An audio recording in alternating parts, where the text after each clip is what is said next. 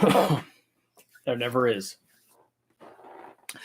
We're live, 7:01, right on the dot. Actually, we kind of started this at 7, but 7:01, that's close enough, you know. We're not talking about Greenwich Mean Time. Tonight we're going to talk about. I've got a thumbnail up of a WEIAAND positive displacement supercharger on a small block Chevy, carburetor on top of it. You know, kind of an OG, you know, smaller blower, not like the 671s, 471s, 871s, kind of like that, but a little bit more modern, but still kind of old school. In fact, that one, the WEIAAND one that we ran, was even polished. And while we're not going to talk specifically about that test, the videos are up on that, where we ran it on. We ran that on a couple of different motors and made good power, as you would expect. You run a naturally aspirated motor, you put a supercharger on it, and you get good power. I mean, if you take a look at the M90 stuff that we did, the 112, 122, any of the blowers, 871s on big blocks, on 671s, all of that, you know, Vortex, the supercharged stuff, it all adds a lot of power. That's a great thing about force induction. You add turbos, whatever. Tonight we're talking about blowers, but it's the same kind of thing. It really, this question and then the answer that has to go along with it, this detailed answer, if it's not a yes or no thing, it goes right along with it, regardless of what you're trying to add, because the people want to know. And the person asking the question is really as important as the question that they're answering, or the question that they're asking, and then the attending answer, because what question they're asking might not be the one that I answer when I get this question. And I'll tell you, the question usually goes something like this. We show a video of this or a photo, of Instagram thing, whatever. Hey, look, we added this blower to this small block Chevy. Well, how much power can that make? How much power can that blower make? Part of that is because they see lots of stuff that guys like me do, and we make, you know, 1,000, 1,200, 1,500 horsepower, whatever, on things, and they go and they want it because they know it's a blower. They want it to. They wonder if it's that. Well, it's not that. It's not anywhere near that. But they don't know what it is. They just know that, you know, because we have a big range of knowledge and understanding between different kinds of people that are in this industry. And that's fantastic. I mean, that's why I do what I do. It's not to teach guys like Steve Morris, like, you know, guys, Nelson, guys that already know all of the stuff. I'm not going to teach them stuff. But guys that are just getting into it and just you know, wanting to learn and just starting to understand it, I can teach them what a supercharger is and what it does, and what happens when we put one on there. And then as we bring them up in their understanding level, we could teach them that actually that, you know, we first teach them this. Here's a really good example. We teach them that, okay, as we spin the blower faster, we make more boost and we make more power. And then we pull the rug out from under them and tell them, hey, look, this thing will actually make the most power at the lowest boost level. It just blows their mind. They're like, I can't understand that. I just came to grips with the fact that as we raise the boost, we make more power, which is totally logical. Why then would it make the most power when it had less boost? So we'll talk about that, and that goes along with the understanding of when they ask the question, how much power will this blower make? Well, because they might not be asking that question. They might be asking the question, I don't know what motor they have, and there could be a big variance. They could have 180 horsepower, you know, bone stock 305 or 307 or 265 or 283 or something like that. They could have a bone stock one that makes almost no power because it's got ultra restrictive heads. It's got low compression. It's got a really small camshaft. It's got a 2-barrel intake manifold on it. Some of that we're going to cure with putting the blower on there. But, and the blower could certainly add quite a bit of power to that. The opposite end of that, putting it on a stock motor spectrum, is putting it on a race motor. That's where we're going to make the most power with a blower. That's what I did when I did the M90. We ported the M90, and the M90, we ended up making 640 or 650 horsepower. And the reason that it made 650 horsepower is because we had it on a 550 horsepower motor. So we had everything that it needed. And really what we were doing is spinning the blower and processing air. Now that when we spin that blower, as fast as we can, because that's where the most power is going to happen. We spin that blower, it processes the most amount of air with the least amount of restriction on the other side of that blower. A positive displacement roots blower like that, as opposed to a twin screw, is just an air mover. It just grabs air from one side and moves it over to the other. A twin screw actually has internal compression, which is a different thing. But grabbing air from one side and moving it to the other, if it has pressure built up on the other side, that's a restriction to how much it can move. The other thing that can be a potential restriction on these roots blowers is blower speed. They become less efficient with more blower speed. But you got to spin them faster for them to move more air. So, it's a trade-off. The nice thing about not running very much boost and running lots of blower speed is, and I had a lot of guys having a hard time understanding this when we did the M90 test. Oh, you're just heating up the air because you're spinning the blower so fast. No, I'm not heating up the air, because you're used to seeing a test on a 3800 with this thing where you're spinning it really fast and you're making a fairly high boost pressure level, which corresponds with high charge temperatures. Because when we build pressure, we build heat. And so those two things go together, particularly if there's not an intercooler, which is not in that application unless the guy puts it on there. But if we make the motor way more efficient and have it use all that airflow like we did with the M90 and the LS motor, we only had like 3 pounds or 4 pounds or whatever. So we had very, very low boost, despite the fact that we were spinning the snot out of the blower. Now, we could spin it faster. Guys have spun it faster, and we could do that. But that's the thing, is if you keep making the motor bigger and more efficient, then the blower is just grabbing as much air as it can. And it will, you're probably going to see some boost, because it's going to hopefully be moving more air than the motor could ingest of its own accord, which is what we want in the supercharging effect. And also it has to overcome whatever drive losses are associated with spinning that blower and having it process that much air. So it has to overcome those things and then give the air more, give the motor more air to help it make more power.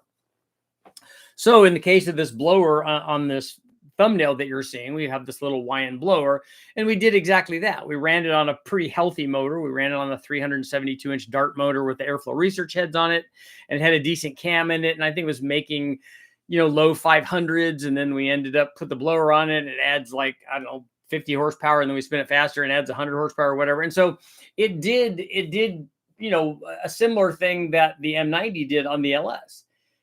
It didn't make very much power. It made more. It made 7 or 8 pounds, I think, when we really got it spun up fairly well. We put a big crank pulley on it and got it spun up, and it made fairly decent power. No intercooler on that, but it did have a carburetor feeding the blower, so we could feed it with E85. But then the other thing to think about, that's why all these things come into play, and that's why the understanding level is very important.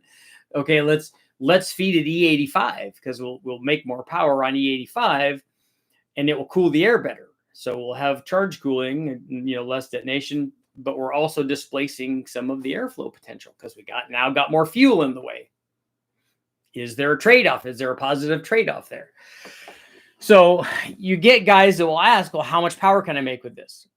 And they're down here. They're down in I got a stock 265 or 283 or 307 or 305 or whatever, even a 350 that's a 200 or 300 horsepower motor. How much power can I make? Well, you can make, 650 or 700, but you're not going to get there. And then they think that, okay, I can take that blower and add it to my motor and it will make 650 or 700 horsepower. That's not going to happen, because there are lots of other steps in the middle there, the airflow research heads, the bigger cam, all of that stuff to help you process more air by itself, and then add the blower to that, and then the boost comes down and the power goes up and all that stuff.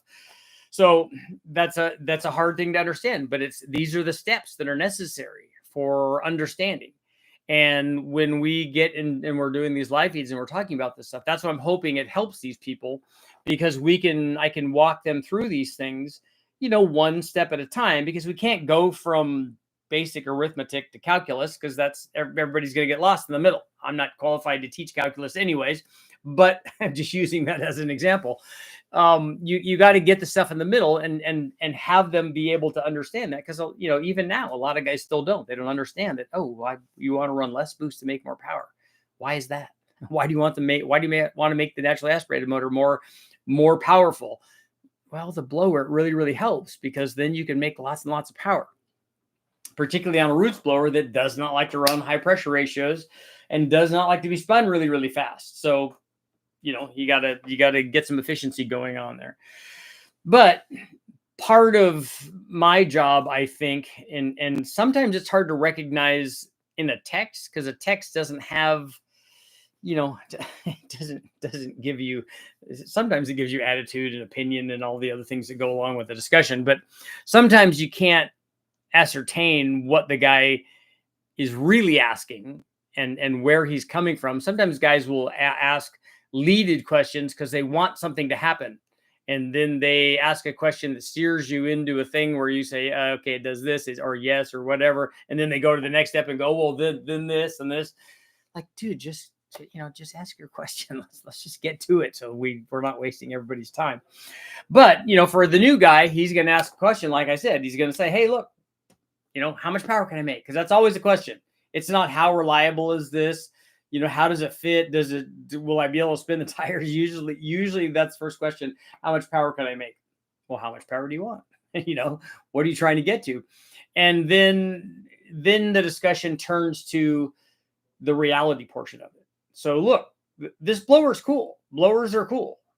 They're better than NA motors because they're boosted, which is awesome. You can also do good NA motors, but boosted stuff is awesome. Easier to add more power, change the pulley. You know, we could change a cam, whatever. We could do all that. But put the blower on there, but your expectations should be realistic. So right now, your motor that you're describing probably makes 250 or 300 horsepower. So you're not going to go to 700, but you are going to be able to add like another 100 horsepower fairly easily, and maybe 150. And the thing is, oh, but that's not very much. That's only going to give me 450. Okay, that doesn't seem like a lot compared to 700, but you were never up here anyways. This wasn't you. Just because the blower can do that on a motor that we configure specifically so that we achieve that doesn't matter. What you need to look at is, I was making 300, now I'm making 450. So I got a 50% improvement in power. No matter what kind of motor you drive, no matter what kind of thing you drive, what the motor is, if you change the power output by 50%, it's going to be a smile-inducing, like, noticeable difference. You will like that. You will like the way you feel. It will be a big difference. And then you could go more than that. And then, you know, you put the blower on, like I said, no, I'm running 8 pounds or whatever, running on pump gas or 85 or whatever you're running. And then now your stock stuff is like making the boost go way up and limiting your power output. Now you put a cam in it. Now you might get 60, 70, 80, 100 horsepower from your cam swap, because it really wanted that cam swap now. Now you're talking about making big gains. Like, it's not unusual to get on an LS and you have a turbo or a blower on there, not unusual to get 100 horsepower from a camshaft. That's a lot. That's a big chunk of change. Again, another noticeable difference. Your car will be markedly faster, be quicker in the quarter mile. It'll have a higher or a lower ET, but a higher mile an hour. You'll see all of those gains when you throw in gains of like 100 horsepower. And like I said, going from 300 to 450, big change. Doesn't matter that you didn't get to 650 or 750 or 850 or whatever. It doesn't matter that you didn't get there. You just made a big change, and that's the important part of all this. All right, man. Let's go. Go. Rich Jet, what's going on? Love the 4-valve videos. Good. I'm glad you like it. The air compressor at work has a supercharger. Nice. Is it a compressed air supercharger? King Cage, what's it? The newer Volvos have turbo and a supercharger. Have not looked at one yet. I haven't seen that. I'm curious to see what's going on there. Are blower manifolds available for Cathedral LS? For what blower are you talking about?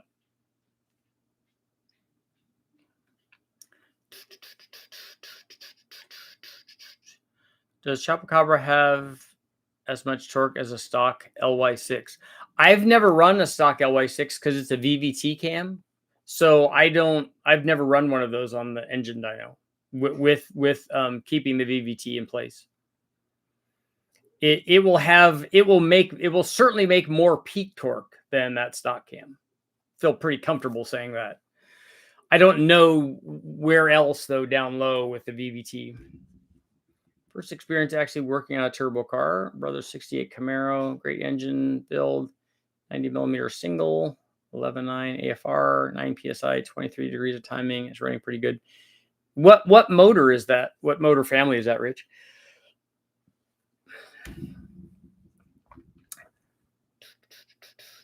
Can I set my roller rockers on my LS by turning the engine over and go cylinder by cylinder as it's in top dead center?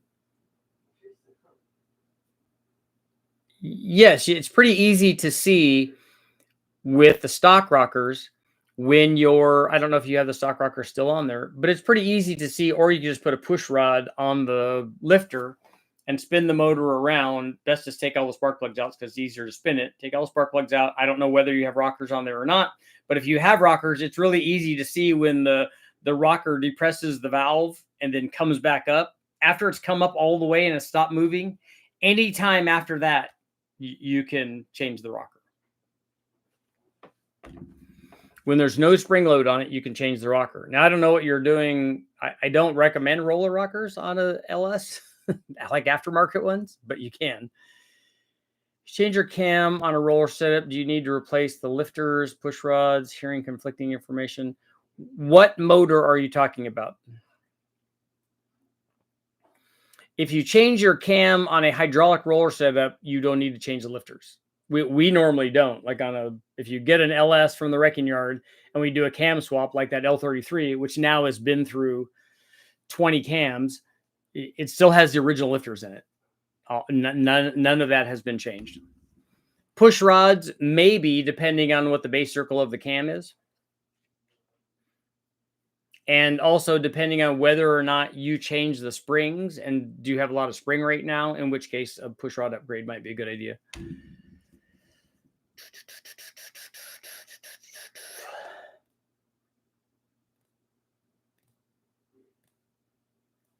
Specs wise is between an LS3 and an LS9.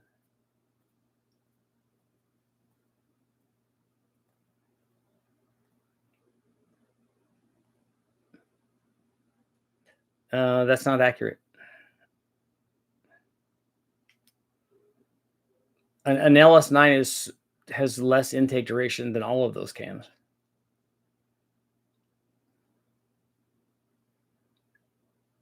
And both of those cams make less power than any of those other cams that you mentioned. Both of those factory cams do. Today was my first day of school at UTI. Nice. Get to start tearing into a motor tomorrow for our first lab. That'll be good. That'll be fun. Enjoy it, man. What's up, Camaro LT1? Thing with LS is 22 foot-pounds for rocker bolts. You can do it TDC on them for each cylinder. The restrictions are on the NA powered by the flow rate of all other components. Better NA is better with boost. Displacement will have the ultimate limitation. I have trick flow heads and a mild cam with Harlan Sharp rockers. Is this a 302 or something like that? What is that? It's not an LS, right?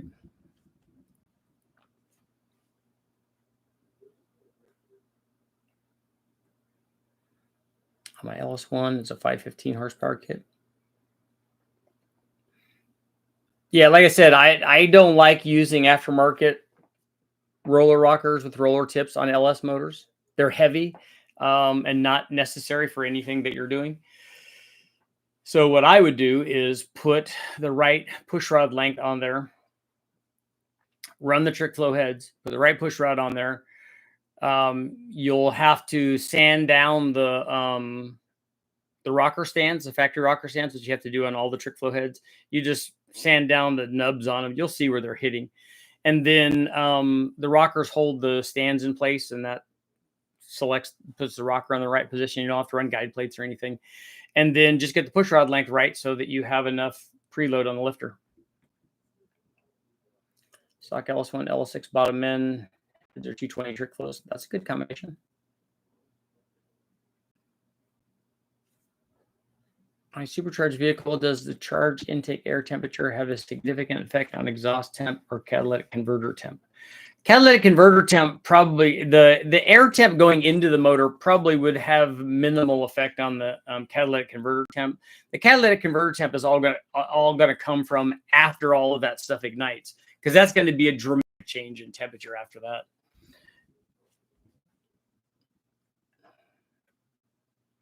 Even if you had 150 or 200 degree inlet temp, which you shouldn't have, you shouldn't be running that. But if you did, you're talking about 900 or 1,000 or 11 or 1,200 horsepower, or 11 or 1,200 degrees in the exhaust. So it's not, it's not really the same. How much power does a top fuel motor make? 10 or 11,000 is what the estimates are now. I want an air to water cooler under an old school blower. They have, let's see here. You're not receiving enough video to maintain smooth. What is going on here?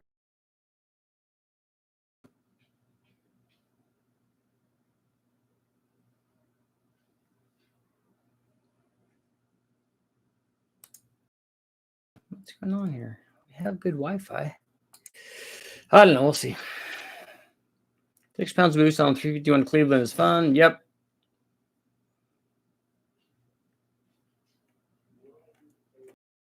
Your blower manifold. Do you see advancements in direct injection setup on the LT block? Is there anything updated from GM or Ford manufacturers about improvement upon the injection system? I don't know. I don't know about the factory stuff.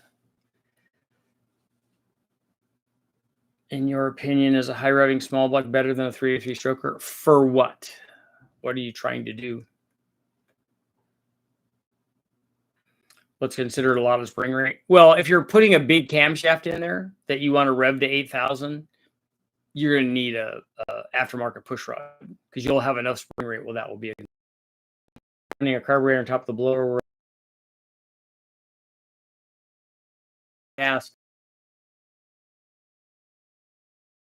Other than it staying attached, like after you shut the motor off.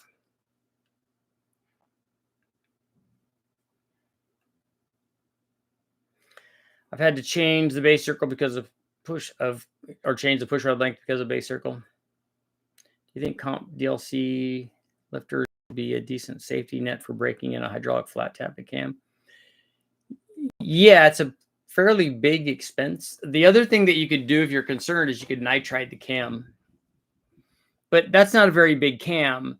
And so if you break it in with a high zinc and put moly all over the bottom of the lifter and all over the cam, and break it in with a light spring and then run it after that with a dual spring, you'll probably be fine.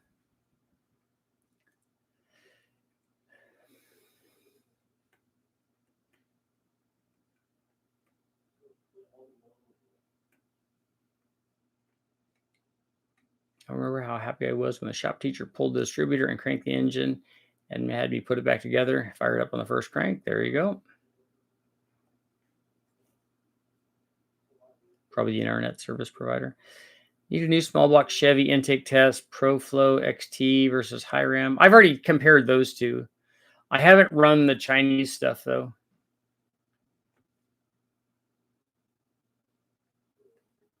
The ProFlow, the Edelbrock, and the high ram make really, really similar power curves.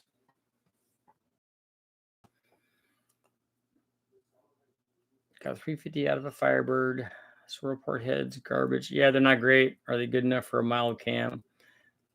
Yeah, they're good enough for a mild cam, but they're, you'd make a lot more with AFR enforcers or something like that. Top fuel blowers run 55 pounds of boost, 1471 blower with helix angle, high helix angles.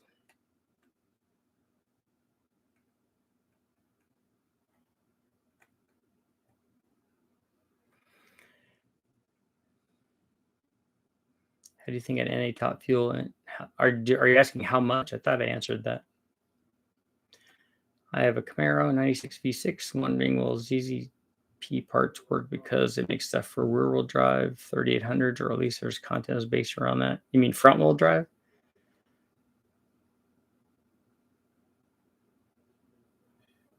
I think that the cams and rockers and stuff that they sell probably will work.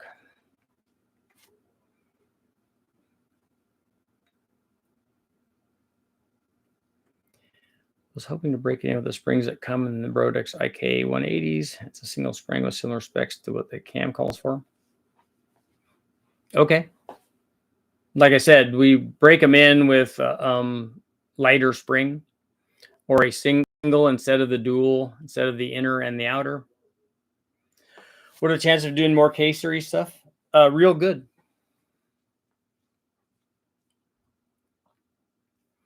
It's a daily, and I just want to have a little power, nothing for drag racing. All right.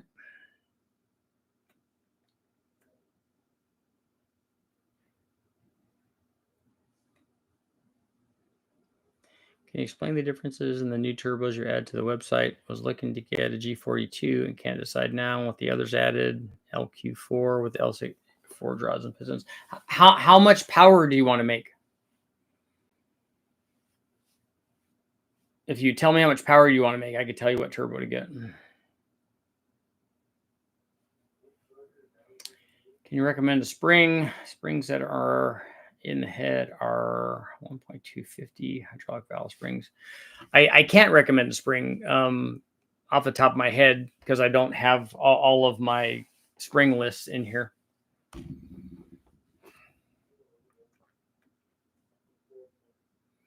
I don't know the all the spring specs off the top of my head. Buick Series 2, the 3.8. There was an intake gasket upgrade to fix the leaks for the NA ones. Yeah, we're not doing that though. We're not running the plastic or the aluminum NA manifolds.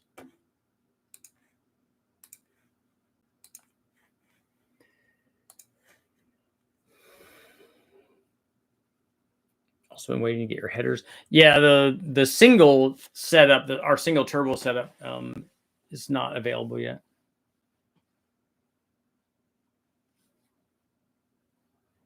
Dan, they specify rotor length for the Top Fuel stuff? I would imagine they would have to, because the guys would definitely cheat that. Because if you make them longer, definitely good things happen.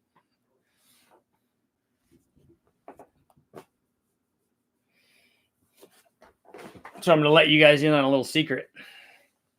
We obviously, for years, I've been recommending the low buck truck camshaft and the truck Norris cam, the Chopper Cobra. That's all really good. Right now, if it were me and I was putting a motor together and I was on a budget, I would put the Ripper cam in it. And if I was going to do a turbo one, I'd put a Ripper cam and a turbo.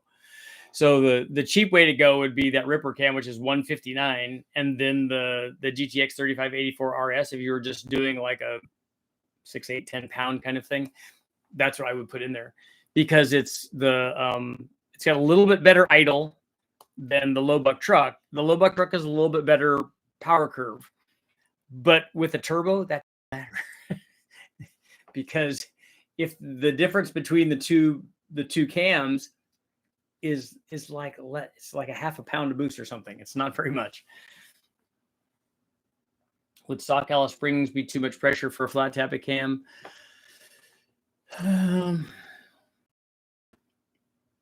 A stock LS spring probably wouldn't be.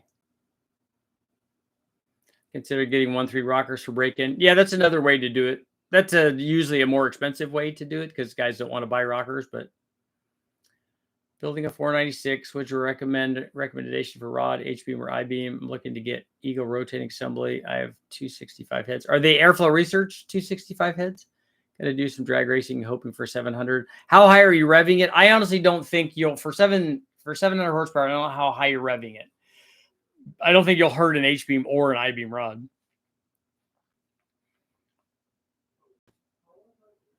Chopper Cobra now has a 6.0 and a 6.2 version.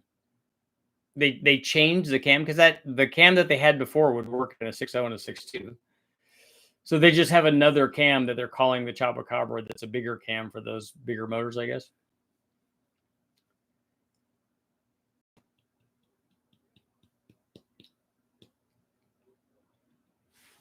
5.84 in diameter, 19 inches long by rule, unless they change it.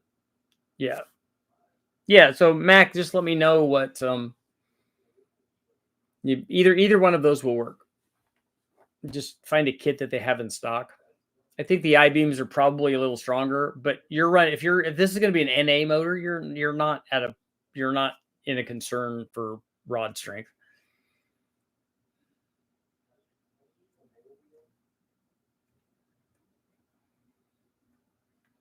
Near. Would a stock Gen 6 454 with a dual plane intake and 750 be okay to supercharge at 68 pounds for towing? Yes. I'll put ring gap in it if I was towing with it, definitely. But yeah, you could run it stock, or you could put a little bit of a camshaft in it, which probably would be a good idea.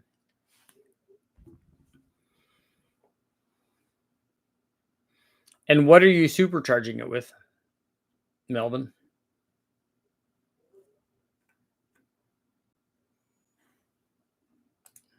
Camshaft and valve train.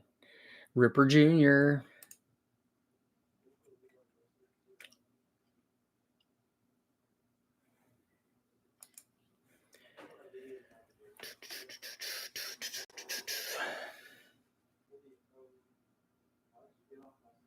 I think Jimmy finished the testing on the exhaust today.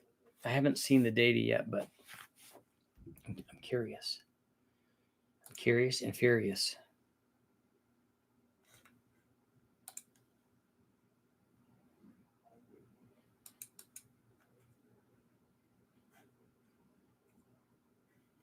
Oh, okay. Yeah, that's not going to work.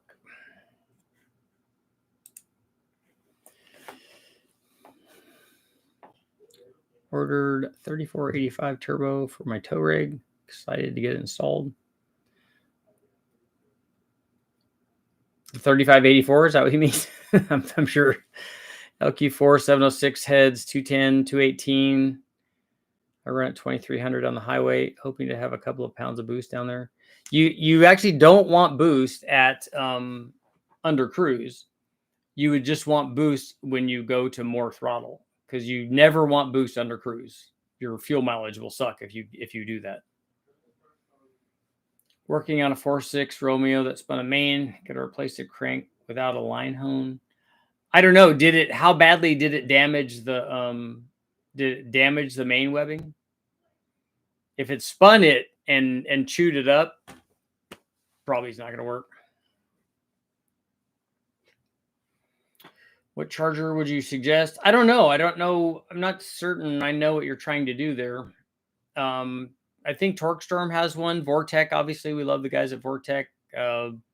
You can do all that stuff.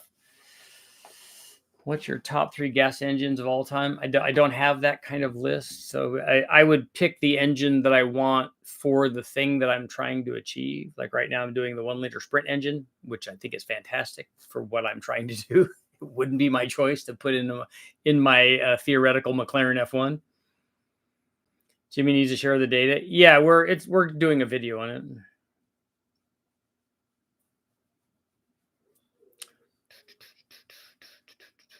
$650 to $700.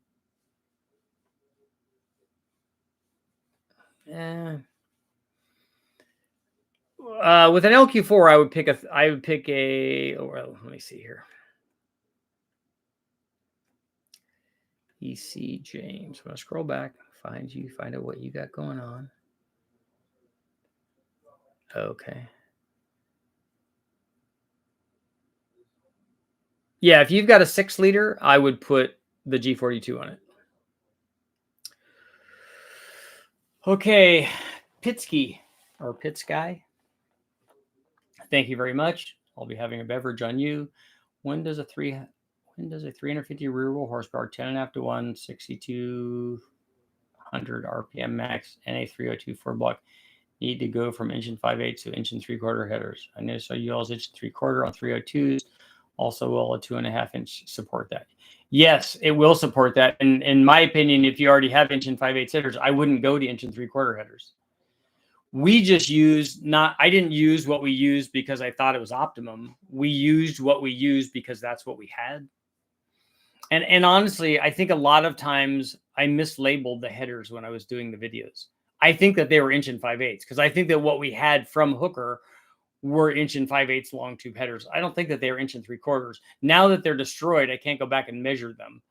But I need to go back and look at my really early data and see your 350 wheel horsepower. That's actually a pretty good one. If it's 450 flywheel horsepower, that's pretty good. I just don't think you gain enough to justify the cost. And 2.5 inch exhaust is fine.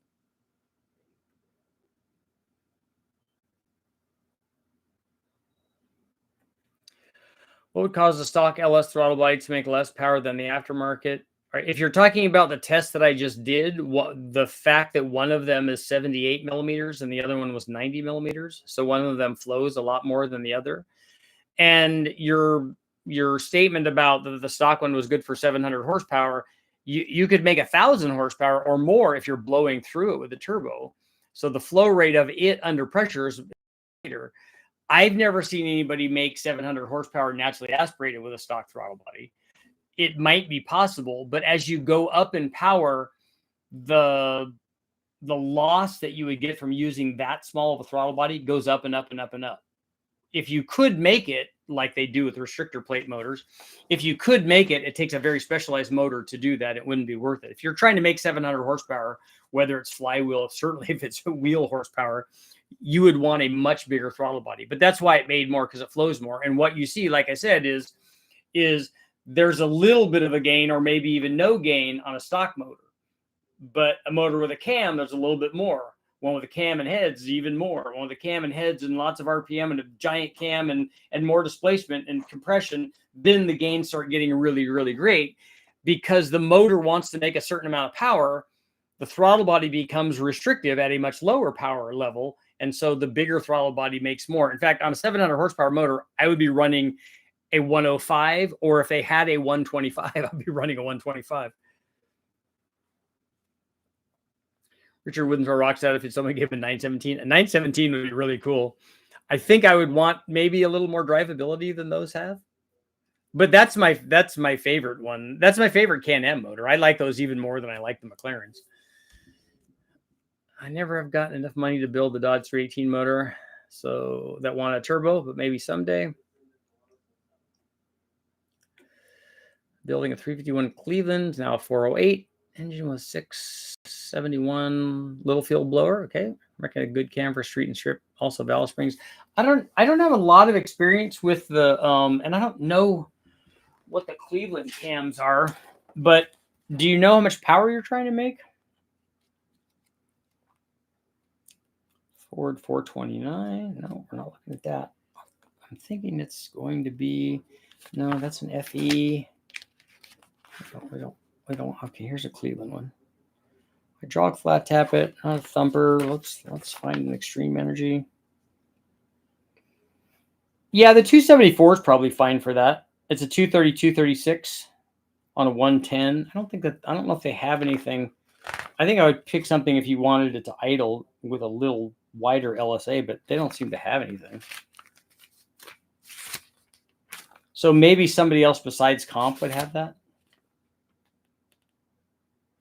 But it would work. 02 S10 Gen 4 6-liter. What flex bit will work in order to run a Turbo 400 with a 9-inch converter? Does anybody know? Does the Turbo 400 require some sort of spacer for the flex plate to work on a Turbo 400? Somebody help Chris out there. For a Gen 6 454, would centrifugal supercharger with a cooler be a good idea? Yeah, that would work fine. Engine 5/8 headers will support more power than you think. If you added a step or two, they'll go 700.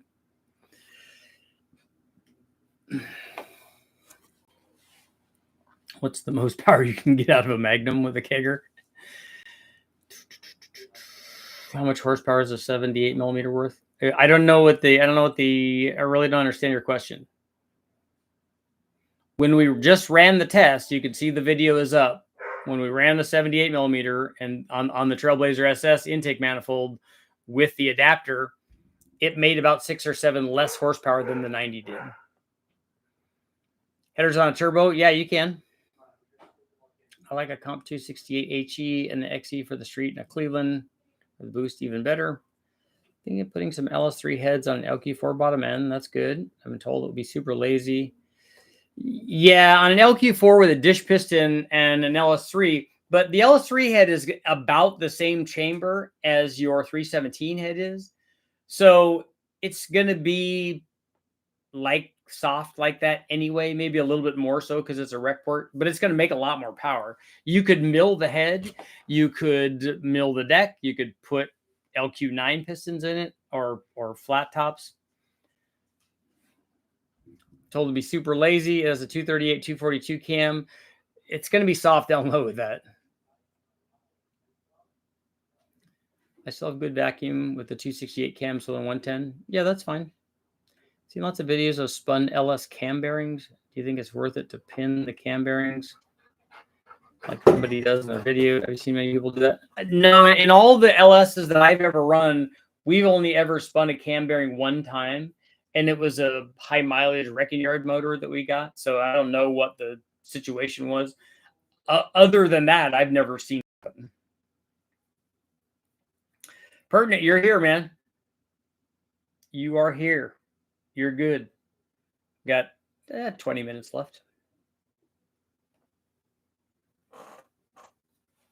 And the 268 cam on a 408 is going to have plenty of vacuum.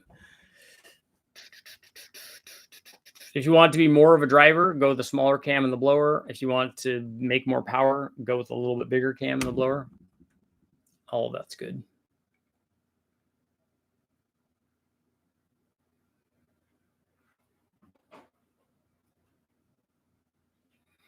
And then if you want to get really trick with your 78 millimeter throttle body question, you could port your stock throttle body. Or if you look up last night's live feed, you can see the tapered adapter that I had. We haven't tested it yet, but finished the 655 head port. Do you just port all day? Because that's not an easy thing. I know that it's only one head, but that's still a lot of work. So I went and rode a bicycle today, which I haven't done in a lot of years. I didn't forget how. But once again, completely different muscles than running. Small block Chevy flat top 40 over. Should I upgrade the stock rotating assembly or just boost it? Looking for 12 PSI tops. 12 PSI is a really, really big change in power. That's like 75 or 80% change in power. 12 pounds might even be more than that. I'm not doing the math in my head.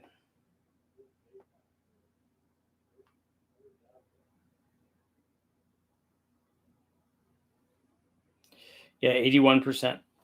So that's a big change. I don't know. The thing I'd be concerned with is ring gap. What do you think about the Aces? I've never tested one, so I don't know. I've never run one of those. So that's out of my jurisdiction. I think that the West Tech guys have. In fact, I have a bunch of Phytech stuff that I need to send back to those guys. I was going to run some of their Tri-Power stuff, but I just need to get it back to them now. I don't know that I'm going to have time to do that. So many tests in so little time.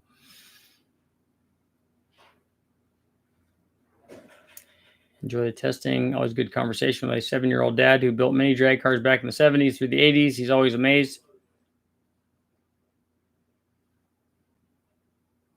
12 PSI doesn't seem like that much on an 8 valve.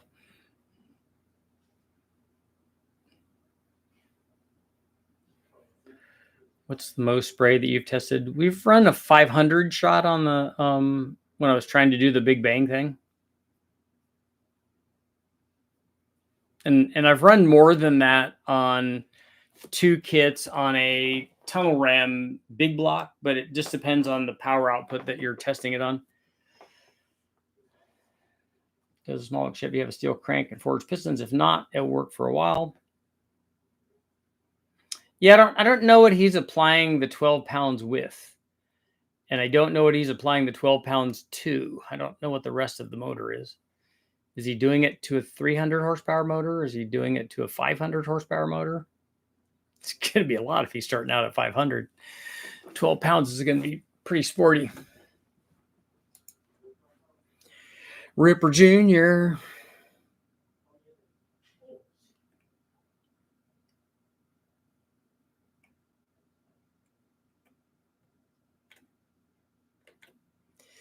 Somebody was telling me that there was a mistake on here somewhere.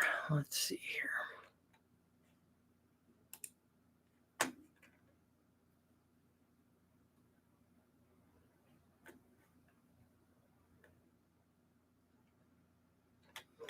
Can't remember where it was, though.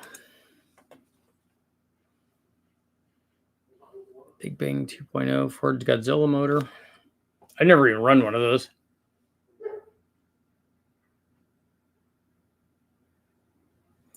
I just thought you had made more horsepower with a 78 millimeter NA in previous builds. Yeah, but you're not understanding something. We weren't trying to make the most amount of power with the 78 millimeter. And the fact that the throttle body, the bigger throttle body added power, it will still do that no matter what we test it on.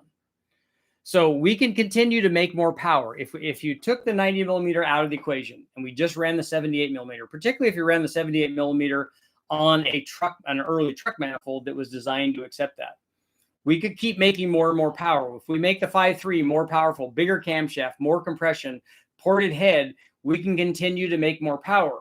But just because the 78 millimeter can make more power, it doesn't mean that the throttle body isn't going to make even more power. Just because the 78 millimeter will make 450 doesn't mean that it doesn't see any gain at the 425 horsepower level. That's the thing that you're not wrapping your head around. Did you ever do much testing on the Unique Design SY1 or putting one on a 383? I don't remember seeing one of those at West Tech. I have the Smoky Unique deal. Is that the Cross Ram one? I don't know what that designation is. We have one that he did for the V6 that we're going to run. We started with 400. It'll make 12,700. Yeah. Running nitrous is still NA.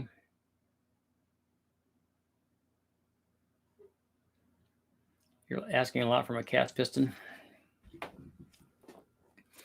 The cross ram. Yeah, I haven't run. Freiberger did a bunch of cross ram testing, but I haven't done it.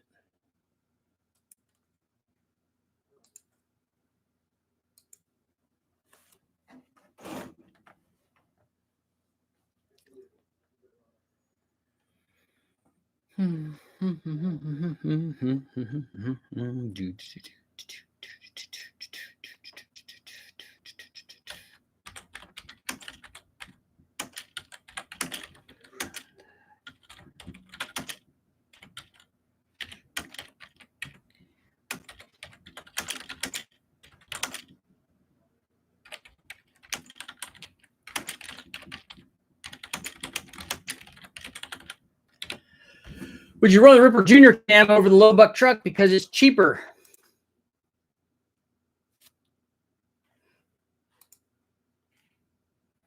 I should have put on a turbo motor. That's on a turbo motor.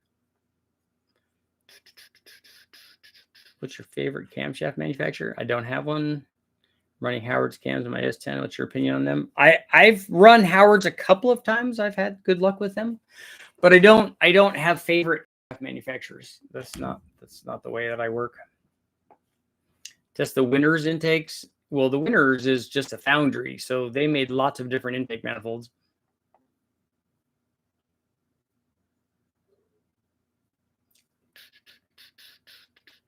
No, because I already bought a low buck truck. Not familiar with the Ripper Jr. cam.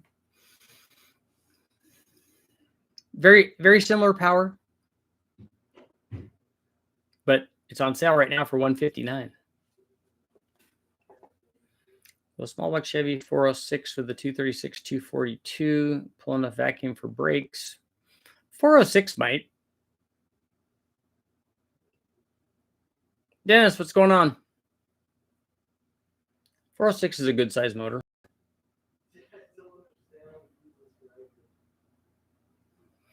Definitely would if it had a wider LSA, but all the comp stuff is like on all the stuff that they were offering. It was on a 110, almost all this, not all of it, but that seemed to be their go-to LSA for their stuff.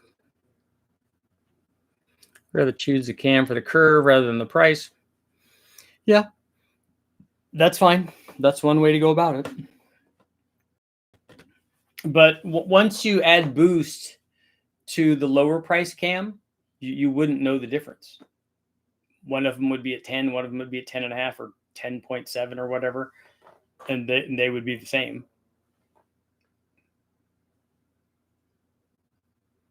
Not that I'm trying to get people not to buy it. You definitely get the low buck truck camshaft. It's a good cam. But so is the other one. And I'm just surprised that like more low buck guys wouldn't be going that. My wallet picks. Yeah, there's a lot of people that are like that. I'm like that too. All those cams. Yeah, it's definitely a turbo cam. Would you match a downpipe and exhaust size to the turbo outlet or go half-inch bigger? We always go bigger, and if you go bigger, it makes more power. We did videos of that already. That's why we started offering, which I don't know if we're going to continue to offer this. I don't think that they sold very well. We have the tapered cones, so it goes from 3 to 3.5, so that you can run a 3.5-inch downpipe on the GTX 3584 RS turbos, or you can go 4-inch on the G42.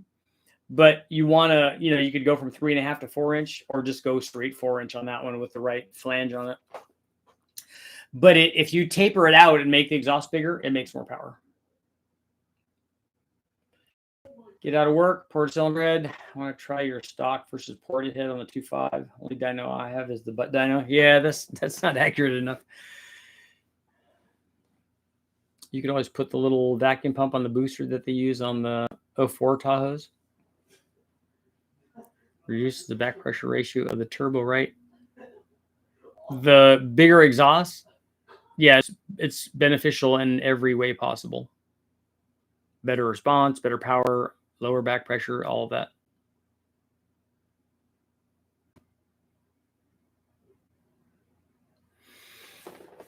But the effect of the bigger exhaust on the back pressure before the turbo is not a direct one-to-one thing.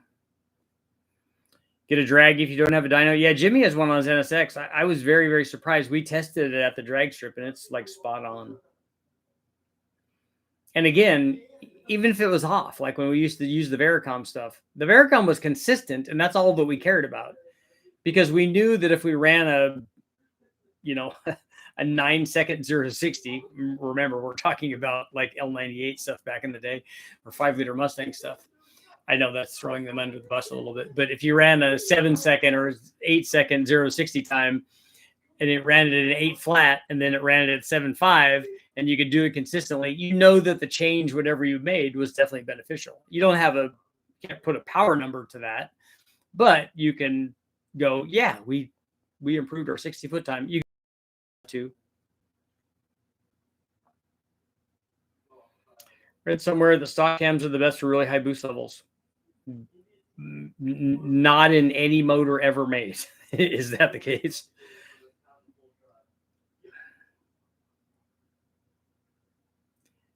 I found a 1/10 to a 1/10.5 off on the drag. You're really nothing. Yeah, we didn't see anything like that. Prehistoric baseline. Yeah, that's the thing. I remember doing the guys from Extrudone had a Corvette, and they did a bunch of porting and things like that to it. I think that car, I think we were trying to get it to run 1290, and I think that it would knock off lots of 13.0s.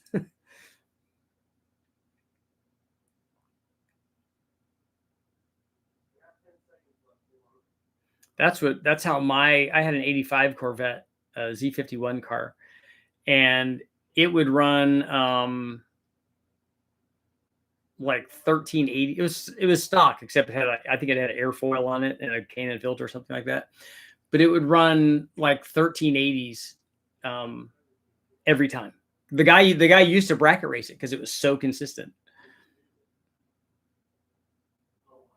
Clay Milliken put a draggy on his top fuel car, and it was only a 1/10 off. And and 1/10 mile an hour. Yeah, that's pretty good. It's pretty good for a 3 or 4 second run, whatever that is, and 300 plus miles an hour. That's it's pretty sporty.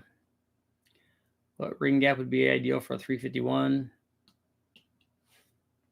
On a 4-inch bore, I'd put 26 or 27 thousandths in it. The Camaro ran 1380s. Do you have scales for the Geo? What do we need scales for? Just so you can find out how much it weighs? I think they're 16 or 1700 pounds.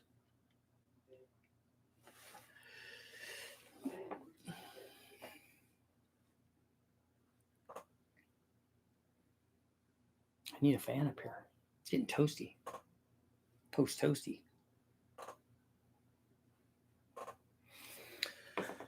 So where are we at? 34 and 66. 34, yes. 66, no.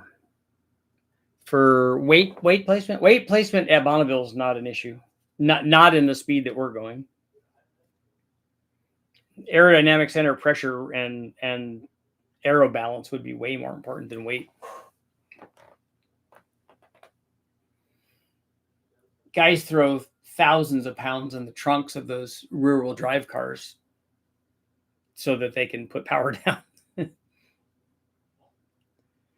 Yeah, we're not trying to chassis balance it like we do on a road race car.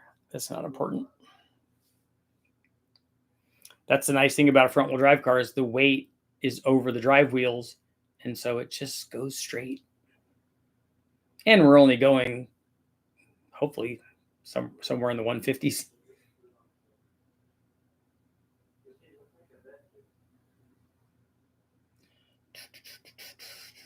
You said the intercooler, think of weight.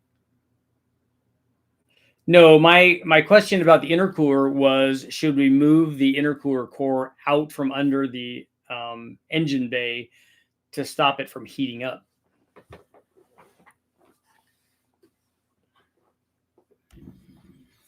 And if I was road racing it, maybe putting it in the middle of the car would be a good idea. But that's not the case. We could put it in there, and we have done that before on the. I think that both the Volkswagen and the Kazashi had the intercooler tank there. In the Civic, it was in the back, and both of them worked.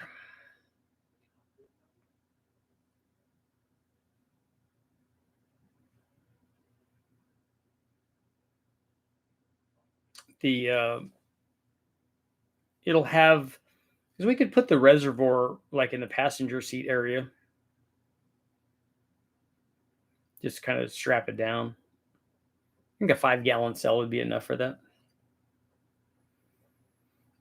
Why not use 2 smaller intercoolers? Why do we need to do that?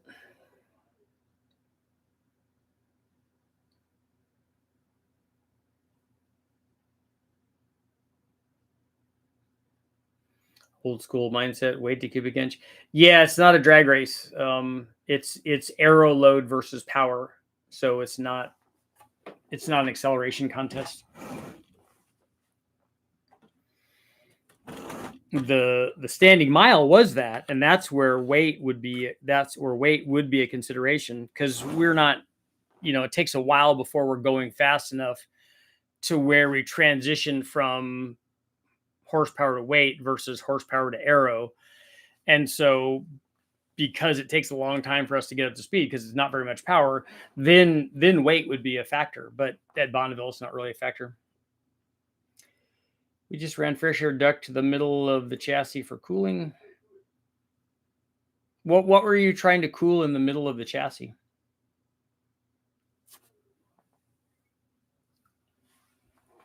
I got 1 more minute. So 2/3 and 1/3. 1/3 saying yes, 2/3 saying no. Not price conscious. Interesting.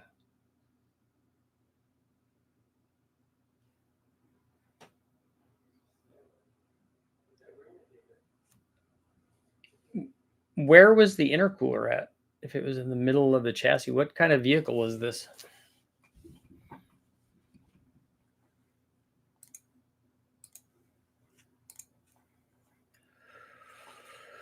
does your optimized timing curve look like for a 4.8 and 5.3? Curious if you end up with a dip in the curve around 5,500.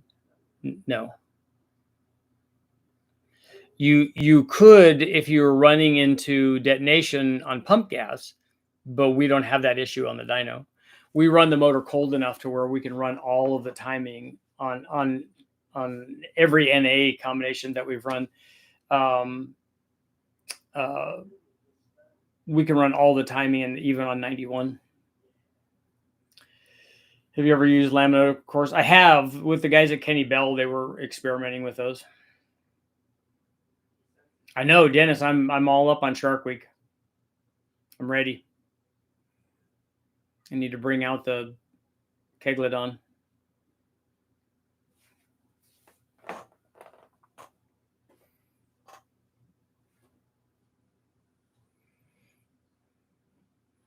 I think if anything, our intercooler core is probably way more than we need, and if not, I have another one that's bigger, so we can be over intercooled, which should be fine. My old man was from the flats. He was hung on unsprung weight and placement. Yeah, I don't understand why that would be a concern. I don't think trying to make it light is the way to go. In fact, most people do not do that, especially rear-wheel drive stuff. Maybe on a motorcycle or maybe on some really, really low horsepower thing, the weight might be a concern. But not on stuff that's making enough power where you can't put all the power down.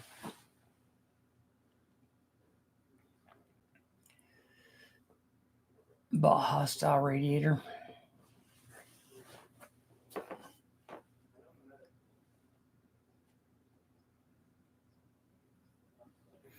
I do need to get new suspension stuff for this, though. It's got stock springs in it, stock shocks. I'm sure the shocks are blown out, stock struts and stuff. It's going to be hard. I looked at the rear doing, it's going to take some welding to make a like a coilover setup. What I might be able to do is, well, I'll have to look under there and see. The front coilovers, because it's a strut, that'll be easy. But the rear, it's got to be more difficult. Where the shock and spring are separate.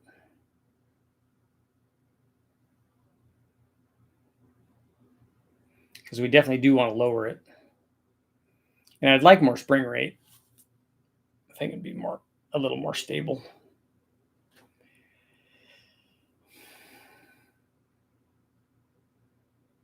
What's your preference on running a fuel pressure regulator on a return style fuel system? Well, if you run a regulator, before the fuel rail, that's not a return style. That's a deadheaded fuel rail. We do that all the time on the dyno. That's normally the way that we run it. A real return style system, the pump feeds the rail, and then the regulators after the rail, and then returns after that.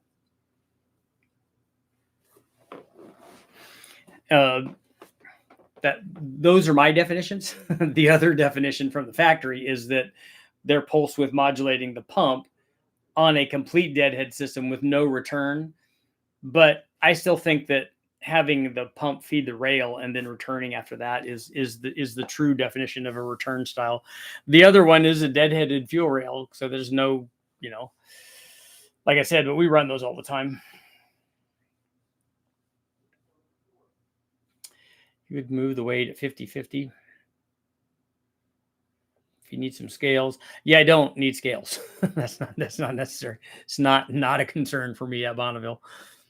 We did scales religiously when I was running the Del Sol, when we were running US touring car, and my buddy Bernie helped me set the they had scales over at Osco, and we would go over there, and so we set the thing up. It worked really good. I mean, that's one of the advantages I think that we did. We spent a lot of time setting it up, and I spent a lot of time on the chassis dyno making that thing work, and it would just come off the trailer, and the only thing that we would really adjust is we would adjust tire pressures, and we would go out there and the car would be fast right away.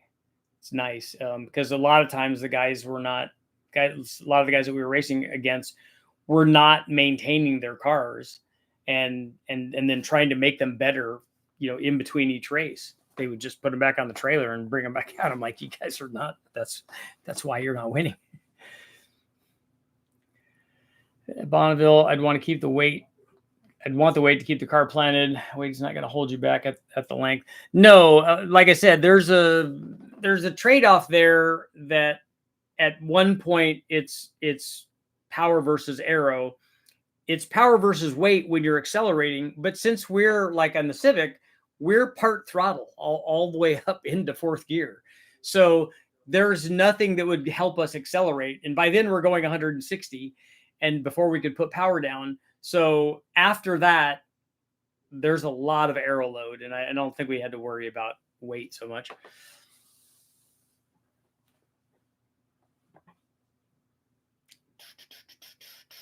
Just ordered a Hellcat pump, FIC 1000s. Nice. Happy to support the channel. Thank you guys. When the wrenches do their homework, they'll be the ones eating ice cream while everyone is thrashing around the ground.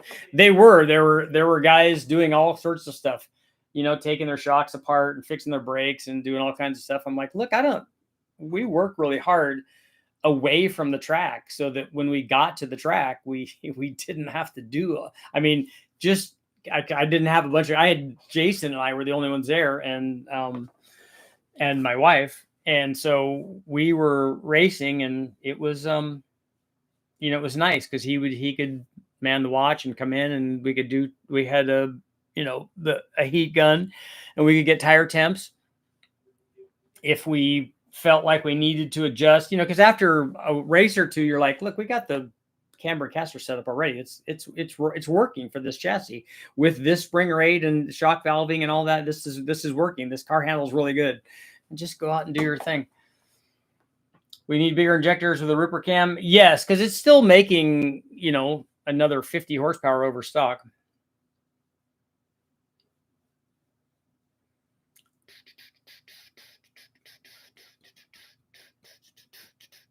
I like Bonneville. It's fun. And I'm excited about the Sprint. I've wanted to do this for a really, really long time.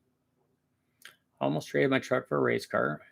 If I do, I'll be a single person race team. I have 0 friends. It's hard to do. It's really hard to go out and race by yourself.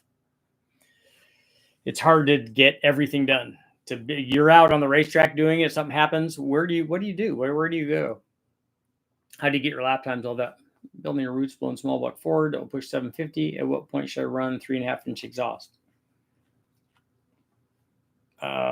We've made more than that with 3-inch exhaust, but what size is the motor? Is it a big stroker motor or something? We've made that much through a single 3-inch exhaust with a turbo. So does that mean you don't need a big exhaust? I don't think it works like that. But you guys know, on that note, it is time to go. But the good news, I'll see you guys all here tomorrow.